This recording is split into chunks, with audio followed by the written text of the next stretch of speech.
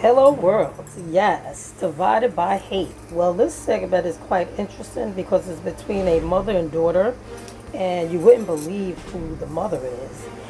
The mother's actually the CEO of Roc Nation. Yeah, she's a co-founder and owner with Jay-Z.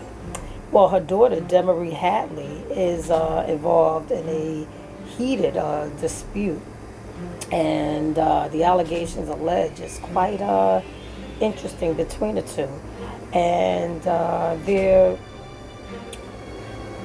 riff, I said, would stems from the boyfriend of the daughter. And so you must take a read, you must take a listen. It's quite scandalous. Subscribe, like, share. Let me know what you think. Bye, world.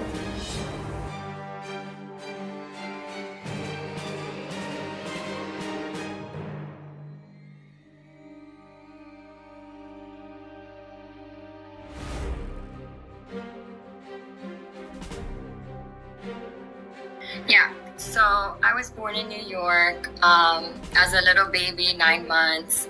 My grandfather had to take over to raise me because my mother was incarcerated and dealing with the criminal justice system for the crimes that she committed in the early 90s.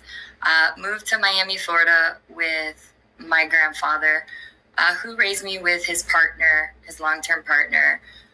In Miami, Florida, went to school in private and public school.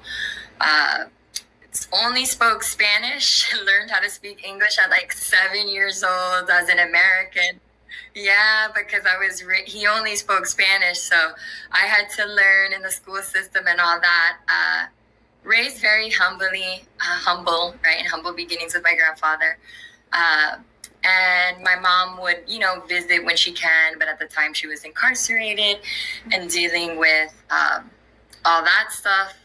And then at the same time, I think it wasn't until the age of 13 or 14 that I actually lived in the same home as her, when she was able to kind of get a home, get out, have, some type of stability. And even then, she would travel back and forth. So my foundation and really where I was raised is my grandfather, and I'm grateful to him. Fast forward to now. Demoree Hadley filed a lawsuit in May 2025. According to news articles, she's accusing her mother and Roc Nation of arranging her involuntary psychiatric commitment through Florida's Baker and Marchman Acts. She alleges her mother, Perez, falsely betrayed her as a danger to herself, citing drug use and suicidal behavior in order to detain her for more than 2 weeks. According to news articles and Ms. Demoree Hadley's statements, it appeared that her volatile relationship with her mother, began at an early age, when she was 13. However, it seems to escalate when her mother realized she was not going to leave her boyfriend at the time, who's now her husband, Javon Hadley. And so Miss Demoree, whose maiden name, I guess, is Perez, whose married name now is Hadley, again, remained in a relationship. And despite her mother's antics of trying to separate her and her husband, they seem to have only gotten stronger. And again, they are now married. However, the antics that Miss Demoree Hadley's mother used is what's unbelievable. She initially started recording them, video recording them, surveillance of them in their own home. And then when they discovered that, they left that home. And from there, Miss Hadley's mother had then focused on making up stories of her mental and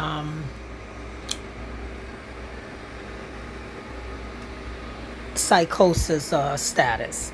And so to do this, she turned co-workers or people that, according to Miss Hadley, had trusted into enemies, I guess you could say. And so when Miss Hadley, that's Demoree, Miss Hadley found out, she then started questioning and then soon discovered that it was actually her mother behind the whole madness of trying to have her committed into a psych ward. And so, again, according to testimony from Miss Demoree Hadley, just take a listen.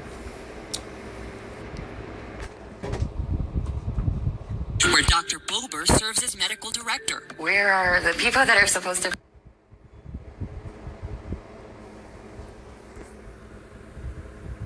protect me from this happening? According to her lawsuit, Demoree requested a hair follicle test at that facility called Life Skills, which detects drug use for at least the past 3 months, and which showed no drugs had been in Demoree. Demoree was held at Life Skills until April 8th. She shared discharge paperwork that lists a diagnosis of persistent depressive disorder, which she disputes. No medication was prescribed. Court records show Demoree was able to leave that day after her mother voluntarily dismissed the case. But Demoree says the damage has been done, and she feels a system designed to keep people safe failed to protect her. Money, influence, and power should not be something that's used, right, or abused to hurt innocent people. Perez has filed a motion to dismiss Demoree's complaint, asserting that the Baker Act and other legal proceedings she has undertaken were rooted in legitimate concern for her daughter's safety. The Miami-Dade State Attorney's Office tells us they stand by their memo. Memorial Healthcare says they can't speak about Demoree's case because of the pending lawsuit. We also contacted Life Skills South Florida and have not yet heard back. BSO told us the incident involving Demoree is now internally under review.